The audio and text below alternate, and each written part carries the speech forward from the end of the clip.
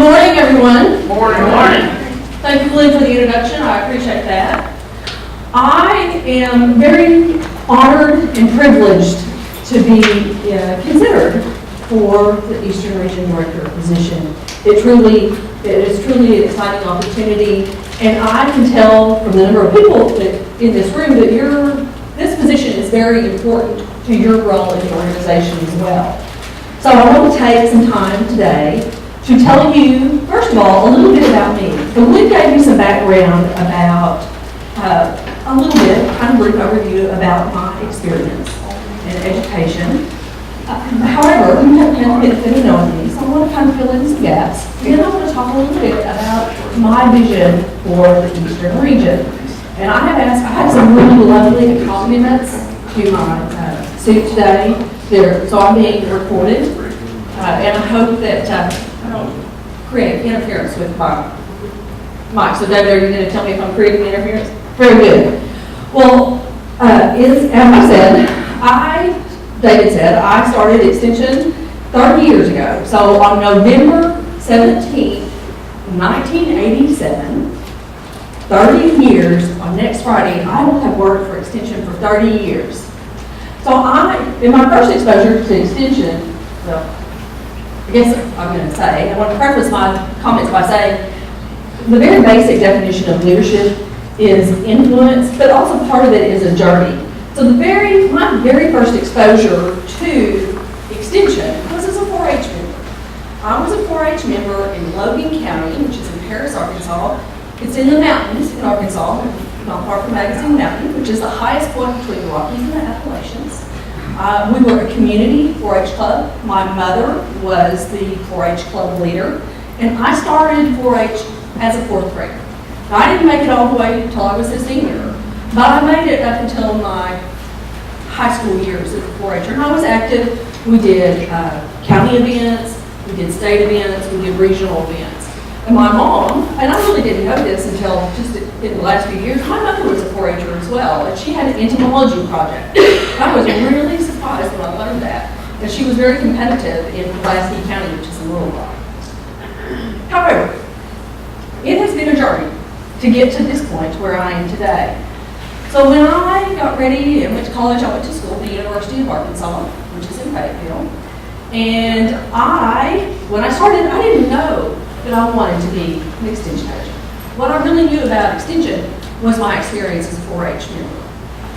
So when I got ready, so as a student, I worked for the department head of the home economics department. I worked within the College of Agriculture.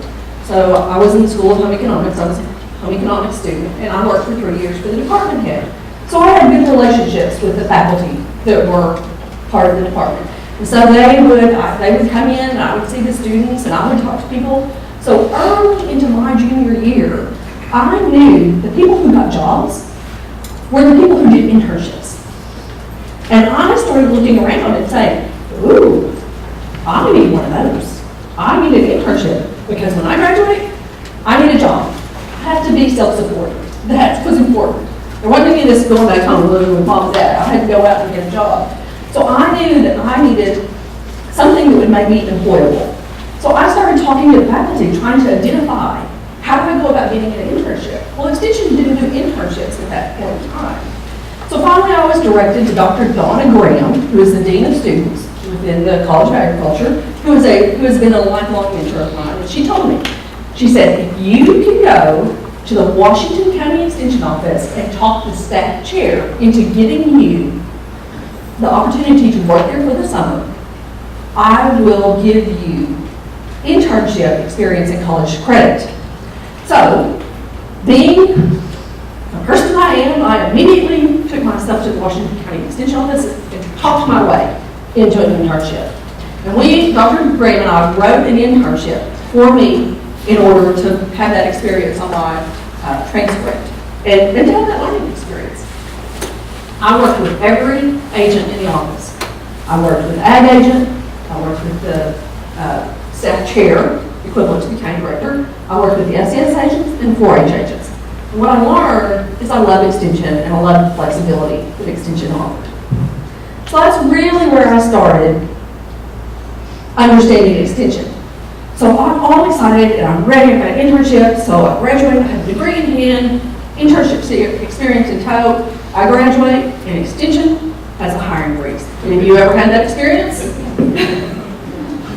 So about 6 months after I graduated, the hiring freeze began to fall, and I was the first agent that was hired after the hiring freeze. And I was hired because I had begun to develop those relationships in extension that allowed me to open doors. So I started as an extension FNEP agent in Miller County, all the way at the other end of the state. And in that position, I gave leadership for 6 FNEP program assistants. At 22 years of age, I walked in and supervised program assistants who were easily 20 years my senior. And let me tell you, that was a learning experience, and the learning curve went like this. So I also was a volunteer manager and coordinator. So in that position, it was considered a junior home economist position. So I was there for about 2 years before I transferred to Sebastian County, which is in the middle of the state on the western border of Oklahoma. And I was a 4-H agent for 5 years. And in that position, I supervised 3 urban program assistants. And I coordinated volunteers for well over 50 community clubs. So it really was a big job. And that was urban funding. I don't know if any of you all remember when we had urban funding for 4-H agents in order to kind of segue 4-H into our urban communities. So I did that for 5 years. I worked on my master's degree at the same time. Then from there, I moved all the way over to the other side of the state, to the Mississippi River, and I worked in the Arkansas Delta in Lee County, and I learned all about row crops and farm commodities that weren't livestock, poultry, and things of that nature. So I was a 4-H agent in Johnson and Lee counties. And then in 1997, I had the opportunity to move to a new position in our state office, and I was Associate District Director. Now, I really feel like that the experiences I had as an agent and early in my career, the things that I did to supervise program assistants, to coordinate volunteer leaders, gave me the opportunity to learn how to give leadership to extension staff. So those were really door-opening opportunities for me. So I guess I want to talk a little bit about this position. I'm talking about these positions because I think the skills that I learned in these positions are the things that have given me a skill set to serve as an Eastern Region Director. So when I was in Arkansas, I served as an Associate District Director there. I worked with the district team. The district team was 2 people, very different model from UT Extension. It was very different because we were administrative and programmatic. Now there were 4 districts at the time I started. There's 3 now. And we worked together as a larger team, but really the district director and I worked hand in hand. We did all the administrative and program responsibilities in the region, regardless of subject matter. So I gave leadership and support for staff chairs, for ag agents, for 4-H agents, for FCS agents. I did support staff training. I was responsible for helping to facilitate county director meetings. But I also, as a team, we hired, interviewed, trained, and onboarded new agents. We provided professional development opportunities for agents in their current positions. So we really, we tend to get focused sometimes on new agents, but we really worked hard to make sure that we were also meeting the needs of those mid-career agents as well. I represented the district staff at administrative, at meetings all over the region. So I attended field days and the producer meetings, and I went to court meetings and farm bureau meetings. So early on, I've had the opportunity to really begin to develop a broad perspective of extension in all its different formats.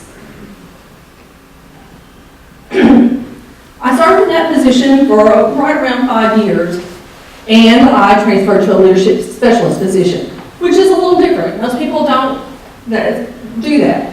I had a baby. I decided being on the road all the time was not the best choice. It really didn't represent what I thought was important, and I thought it was important that I got off the road and be able to spend some time with my child and my family and be involved in her early life. Absolutely no regrets. It's the best decision I've ever made. So in a leadership position, that was created when Dr. Ivory Lyles came to the state of Arkansas. How many of you know Dr. Lyles? There's a whole lot of them. Well, Dr. Lyles had a vision to develop a leadership program for potential leaders in the organization. So I built from the ground up a leadership development program that put potential leaders into the leadership pipeline so that when we had people retire from the system, leave the system, that we would have leaders who were prepared to serve in leadership roles. And that came in lots of ways, because whether it's serving in a formal position or serving on a committee, we needed prepared leaders in the organization. So that was a really awesome experience, and as part of that, I was part of the staff development unit, and so I did lots of other staff development training. And I have a great deal of staff development training background at the state level, the national level, as well as at the state level. So I've had lots of early career experiences that have given me a really strong skill set. So in 2010, I was privileged to have the opportunity to move to the University of Tennessee Extension as a regional program leader and be a part of the Central Region team. And I want to tell you what a learning experience it was to go from one state to the other. Boy, I'm telling you, I was rocking and rolling. I really thought I knew everything there was to know about Extension. There's nothing more humbling than to move to a new position in a new state.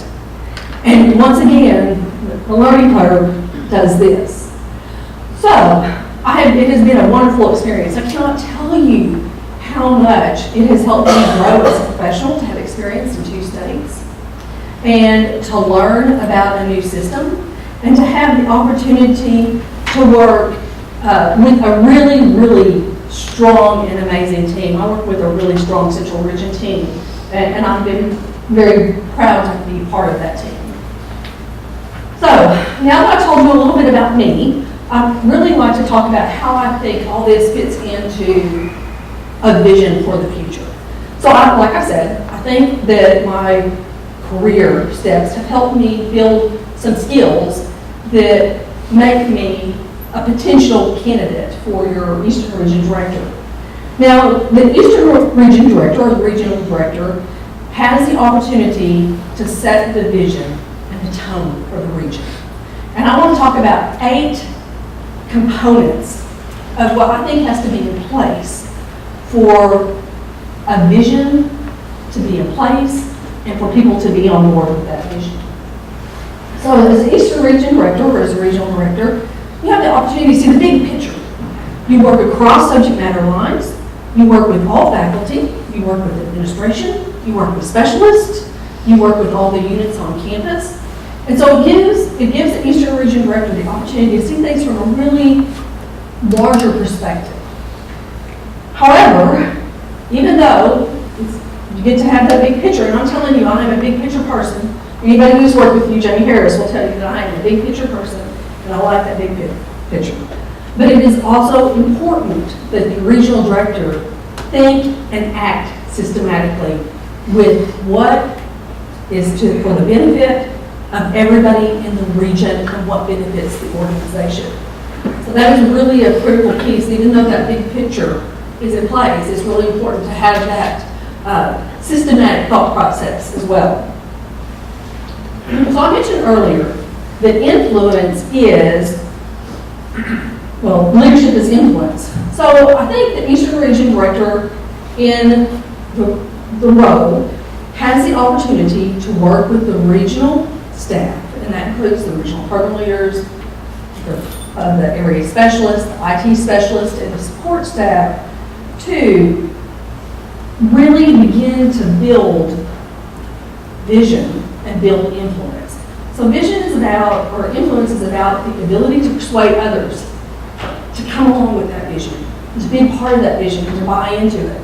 It's also about being able to gain cooperation, to secure commitment from everybody in the organization, because you can't implement a vision if you don't have a commitment from all the key players. If one person is not part of that vision, then you're not going to be successful in its implementation. And then finally, that's the ability to motivate people to action. So, in order to do that, in order to put a vision into place and have people come along with that vision, from my perspective, one of the very most important things to do is to build trust. And I think there's a lot of trust in the Eastern Region team. I think they're a strong team. I think they've got a lot of trust within the team. I think there's a lot of trust in the region. But anytime you have a change, that process, you've got to do some building trust. And you've got to build. So the Eastern Region Director needs to build trust with agents, with county directors, with the Eastern Region staff, with administration, with specialists, and across the organization in order to be able to move the region forward. So part of this building trust is having good and clear communication. And, we are such a people organization, and trust is so important, but we're also an educational organization.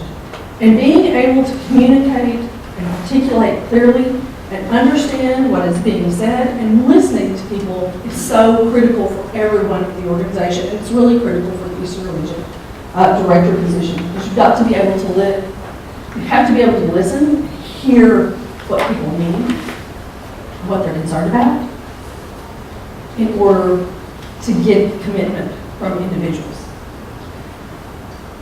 It's also important to foster collaboration. We really cannot be effective as an organization in silos.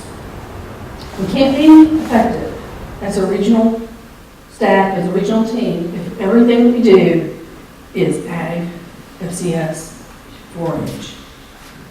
We have to be able to work across those silos in order to have strong teams, to have strong programs, and to be effective with our stakeholders. So it's really, really important. So it's important that working across these silos, or across programmatic lines, or across staff, that we are able to see opportunities as an organization. So if we don't have strong partnerships in place, it's hard to see opportunities. Fostering collaboration means linking resources. It means linking ag agents to FCS agents, and FCS agents to 4-H agents, and agents to specialists. And agents to partners and clientele. So collaborations are really important, and linking those resources are important. It's also important to balance the needs of stakeholders. Man, if you're an agent, you've got requests coming at you from every direction. Everybody wants peace. So part of what the regional staff can do as a team is help agents balance those demands. So then, of course, we need to collaborate across the region. So, building trust, fostering collaboration, ultimately collaborating or cultivating teams. Teamwork is so critical to our success as an organization. Key piece of that absolutely is building trust. It's also identifying shared goals. We can't all share the vision if we don't have some shared goals in place. So absolutely must have, identify, sit down together, meet in teams, meet in groups, meet across agents in order to identify those shared goals and listen to our stakeholders as well and our clientele. Now, one of the things I know, and I have used the word I a lot this morning, but teams is all about we. So I know that when we come and sit down at the table, or when I come, all the skills that I have are not the complete set of skills that we need in order to be effective or successful as an extension organization. It takes everybody. But when we all come down and sit down together, we each bring a different skill set to the table. And that's what makes us so powerful as an organization, is that we're able to leverage all the different skills that we have in order to meet the needs of clientele and to deliver strong programs. Ultimately, when we have strong teams, we're able to be a much more productive and effective organization.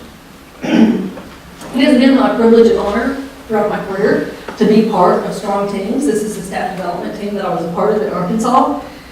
And we have fun. You know, teamwork is about work, but it's also about having some fun along the way as well.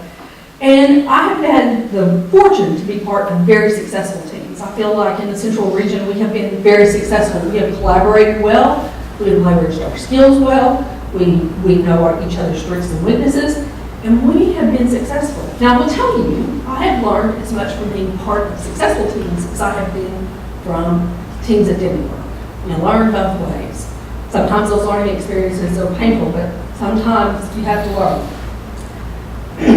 Ultimately, one of the things that a region director gets to do that's in their basket is to manage conflict. And I think the region director has the opportunity to model conflict management.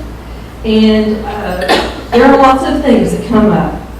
As an assistant director, when I was in Arkansas, one of the things that I learned early is when we had issues in the region, we sat down and we consulted with the director, we consulted with the HR officer, and sometimes we consulted with legal counsel in order to make sure that we were addressing issues in a way that most benefited the organization.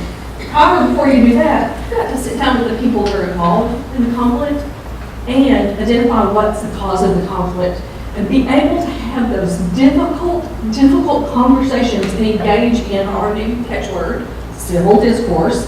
But we want to make sure that we have civil discourse amongst our staff, between the region, with administration, with specialists. We want to be able to have difficult conversations when we have conflict. I mean, just recently we've had a conflict with some grant funds, and fortunately, because we have a strong team in place and we have knowledge and skills in place, we were able to navigate the conflict between grant funds with virtually no problem whatsoever.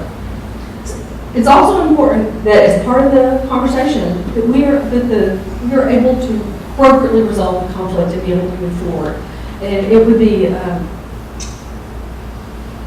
lack of mindfulness on my part not to recognize that within an organization this size, we've got 33 counties with over 300 employees or region, conflict is going to occur, whether it's between a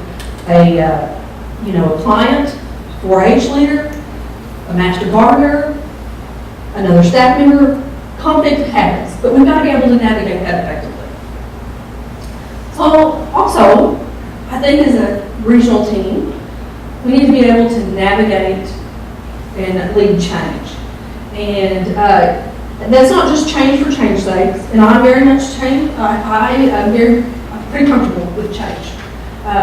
It's something that feels fairly comfortable. It's not always comfortable for me, but it's important sometimes not to change for just the sake of change, but recognizing and knowing when it is time to lead change. So that's when we know it's time to recognize that we have a need for innovation. And as an extension, we do that so well. We're constantly innovating. We have to have a vision for the future. It's really important to keep our eye on those trends. But one of the things that we say is that we are a research-based organization, and that we deliver programs based on cutting-edge research. And so we have to, in order to do that, we have to watch for trends. And it's also important that in the process of change that we monitor how people are responding to that so that the change doesn't fail and that we don't lose people in the process. So, with all that said, I think those are some foundational pieces, I think, for a vision for the organization. But all those things, as part of that, it is so important as a leader and as a region that we develop the ability to be agile and have learning agility, which basically means, so we're constantly looking for opportunities which make us strong, which give us the opportunity to serve clientele, that we take advantage of applying the things that we learn. We learn from mistakes. We really do. Also, we know that experience is the best teacher, so we want to take that applied research and apply it. So we constantly want to reinvent so that we meet the needs of clientele. If we continue to do what we've always done, we will get what we've always got from the past. And we have to reinvent because our clientele have different needs. And so that's really important. And agents have different needs as well. So we can do all these things and we can boost the resilience of the organization because things do happen. Life happens. Sometimes we have funding challenges. Sometimes we have staffing challenges. And if we put a good foundation in place for the organization, then when it comes to having a bumpy road, we can manage those because we're a resilient organization, we're a healthy organization, we're a healthy region with a healthy staff that is resilient, able to respond, and can stay on track and keep delivering programs without losing focus. So as part of my vision, I see that that it's important to have highly trained and qualified staff. And I really feel like that from the regional perspective, the regional program leaders and the area 4-H specialists are a key component of making sure that our staff are trained, but also that relationship we have with subject matter specialists. But highly trained staff is important, and that includes support staff as well, because it's important because each of us have a role and responsibility, and in order to be an effective part of the overall team, we each have to be trained in our area. So I think that the region, one of the things that is really important for the regional staff to do is provide support for the region. And that comes in lots of different ways. I think that in order to provide that support, the regional director and the regional staff needs to be open, they need to be approachable, and they need to be responsive. And not only responsive, but timely in their response to be able to meet the needs of agents and staff in the region. There's always something. In a large region, there's always something that's bubbling up and where somebody needs help. And it is the responsibility of the region to be able to respond to those needs and be supported. And that includes making sure that you have appropriate in-service training, that there's opportunities for professional growth, that you are able to build strong programs. So, and as part of that, I think that it requires setting smart goals. And this is part, from my perspective, of being able to think and act systematically. Because if we're not setting goals as a region, and I said that's something we had to have in order to achieve the vision, is we have to have shared goals, and they have to be smart goals. It's also important that along the way that we monitor our progress as an organization so that we make sure that we're on track with the vision and that we're not losing people and we don't have a great increase that we have retention.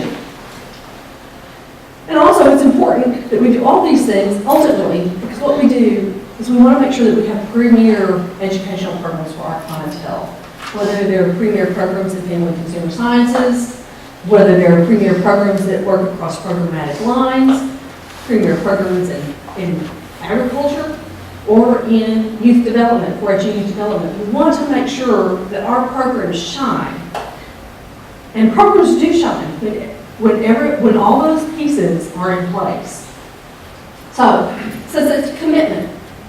So regional director, it's a commitment to build trust, to ensure effective communication, to collaborate across the organization and across the region, to build and cultivate strong teams, to make sure that we manage conflict and stay on track, to lead change so that we're still being relevant for our clientele, and that we continue to be agile about how we meet the needs of our clientele. So it has been a privilege to talk to you today, and I am absolutely open to questions.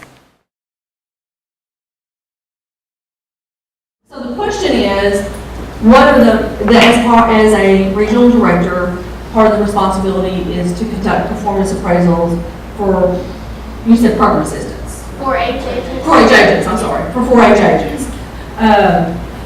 And what was the second part of that? What do you think is the most important criteria of being an effective 4-H agent? And what's the most important criteria of being an effective agent? Well, as a regional director, performance appraisals are conducted in concert with the county director. But I also feel like the regional program leaders are an absolutely critical role in that performance appraisal process because they really work more closely with the programmatic aspects of the agents. However, in general, because I really don't want to be specific, because I think part of that is a learning process, is ensuring that you're meeting the needs of your county clientele, and that you've identified what the youth in your county need, and that you're being responsive to that, and that you have used a process that helps you accurately identify those needs, and then planning your programs to make sure that you're addressing those identified needs. Yes, ma'am.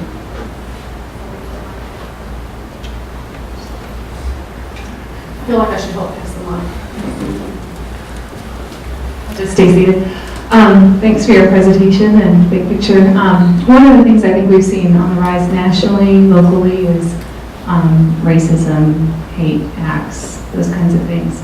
And I've been discouraged and troubled to see attitudes that relate to that even arise at the 4-H program level among kids over the last year, and just hearing stereotypical, prejudicial things come up, and seeing certain behaviors too at all ages. And so I guess you manage the importance of conflict, dealing with conflict, and do you have a vision? Do you think it's important to address this somehow in 4-H programming? And how would you, if so, how would you empower agents to deliver this kind of?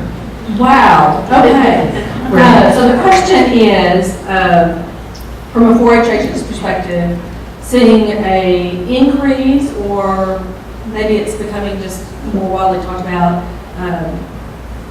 discriminatory attitudes and behaviors from youth, and do I have a vision for how we address that? Is that the gist of the question?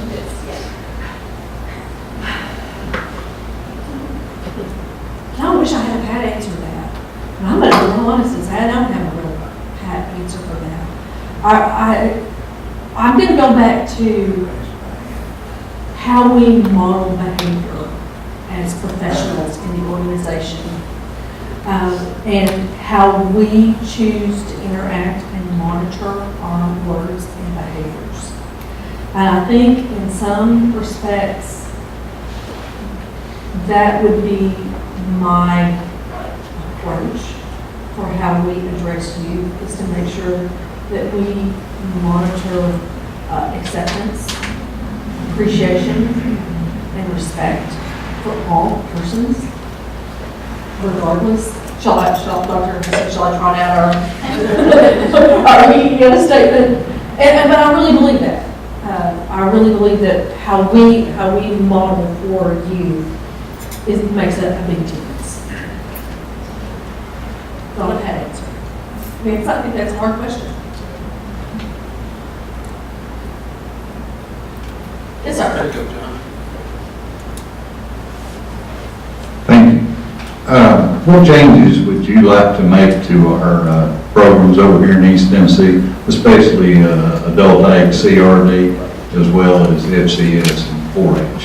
What changes? Okay, so the question is, what changes would I, as a regional program leader, like to make to programs, specifically agriculture and CRD and family and consumer sciences? But I'm assuming that you mean kind of broadly, 4-H included.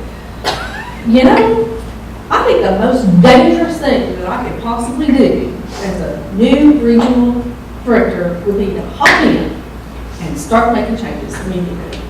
Now, I know a lot about extension.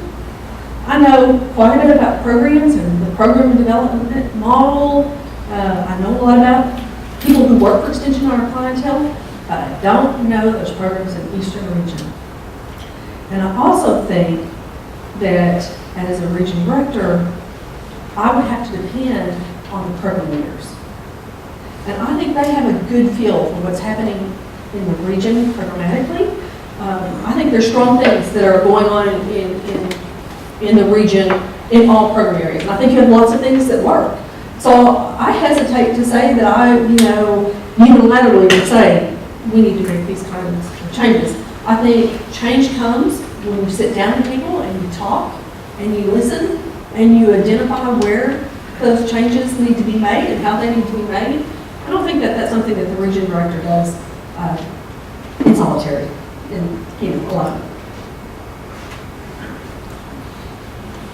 And also, to continue answering the question, I think that as a experienced professional, you have a good sense of where those changes should be addressed. And if you're meeting the needs of your county clientele, then you know where those changes need to be addressed. Okay, Allison, you have a question here? Yes, ma'am, Shannon. Hello. If you were to hire a new county director, whether it be new to Extension or from Extension together, what would you see as your involvement with that county director in the first 6 months to a year that they're hired? What things are you hitting? What targets? How often are you communicating?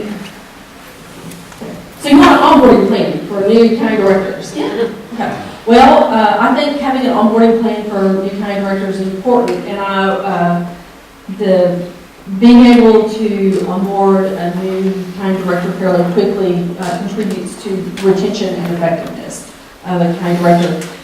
So I know statewide, we have a lot going on in regard to county director. I've served on the League 95 team, which is delivering training for county directors, and I think participation in that for the county director and making them aware of that is really important. I also think, I don't know that I have a mental timeline in place. I think that's something that I'd have to come on board and kind of assess. But I think that I'm going to tell you what we do in the central region. How about that? So I think that approach would work. I hate to say, well, this is the way we did it in the central region. But so one of the things that we try to do in the central region when we have a new agent come on board, we try to give them a little bit of time to get settled in, but then we make a new agent visit within the first year. So with the new county director, they may or may not be new to the organization, but they're new to their position. So I would say that within the first month that they would need a visit from the regional director to kind of give an overview of what the role is. And then the other thing I would want to do is, and organizationally, the League 95 team does this, is we appoint mentors. But then I feel like that in addition to the mentor that's being appointed for them, they may need some additional mentors within the organization, and to help them identify county directors around them who have specific skill sets that would help them learn. I think helping them connect to the regional support staff is really, really critical. And I think regional director meetings, I know that y'all have, is it every other month you have regional, county director meetings, is that right? Is it every other month that you have face-to-face? So I think making sure that they're part of that and that those county director meetings have valuable content is really important to a new county director. But I think answering the phone when they call is important. I think doing, just picking up the phone and calling a new county director and checking to make sure that they're on track is part of that onboarding process. I don't know that I have a complete plan in place, but I think those are some of the important components, training, mentoring, making sure that they're communicated, making sure that they feel like they know where to go to get answers. Okay, Allison. Morning, Allison. Stephen Hull, Jefferson County. Quick question. Great presentation. Talked a lot about teams and working together, and I appreciate that. And you spoke a little bit about teams that are good and bad, work together, and those that don't. Tell me maybe some situations where you've been in teams that didn't quite get to the end goal that they were set up to do, and how you work with those teammates to continue the team and at least find an end result to where everybody can agree on. Okay, so the question is to talk a little bit about teams where I've had that really haven't worked, and how I or the team managed to kind of work around and make sure that we were able to meet our end goal. Just off the top of my head, when I was in the staff development unit with the University of Arkansas Department of Extension Service, we had a lot of transition and change. We had a lot of new staff people who came from work, we had a lot of people that came from the outside. And so we had a lot of people who were serving, that we were trying to plan new employee orientation is what we were trying to plan. So we had lots of different ideas about how new employee orientation worked, but we hadn't built any trust in the team. We hadn't made any time. We just sat down at the table and everybody said, I know how to do this the right way. This is the right way to do this. Nobody listened to anybody else because everybody else was trying to be a big dog. So we epically failed at delivering a quality new employee orientation. I mean, it was all over the board. So we had to come back and sit down at the table again and say, okay, this did not work. Why didn't it work? What should have we done instead? And we had to step back and build some trust amongst ourselves as a team, and we had to talk about what our strengths were. And recognize that there was no one person on that team who could do it all. And let me tell you, that was a little bit of a painful learning experience. I learned a lot from that about stepping back and not really feeling like that I could do it all. Because I was part of that problem. Anybody else have a question? You got some really good questions.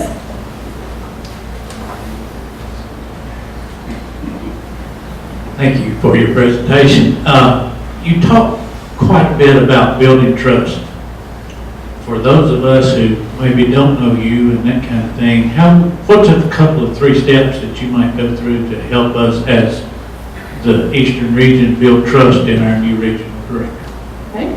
So the question is, how would I, if I were the new Eastern Region Director, how would I move forward with building trust in the region? I think that's really important, and I think one of the best ways to do that is sit down with people face to face. I know stepping into a new position when you step into a new position, you have a period of time where your calendar isn't just chock full all the time because you're still, you're trying to get kind of everything together so that you understand what you're supposed to do. And so I feel like that is a perfect opportunity to make county visits and sit down with informally. I don't think I don't think everything that our regional director needs to do is be formal, but to sit down informally and talk to people and learn what's going on programmatically, learn something about who you are, share something about what I do, and just kind of have a two-way exchange of information. I think that's really important to have those one-on-one visits. I think there's a lot to be said to learning who people are. Being able to call you by name, recognize where your county is, be able to identify what your key programs are, because I can tell you, I know in general what programs are in the region, but I can't tell you specifics about who's doing what. But also give you the opportunity to write a little bit about what's working in your county. I also think, I don't ever want to overlook the value of technology and the ability to have Zoom conferences with people. I don't think it's the be-all, end-all, but I do think that sometimes when you can't get to Johnson County, that it is a way to have a face-to-face conversation. I also think just being open and saying, this is my cell phone, call me, making sure that you've got it, that I have your cell phone number, and you can call and ask questions when you've done it. I think that's important. Part of being receptive is being able to pick up that phone and talk when needed.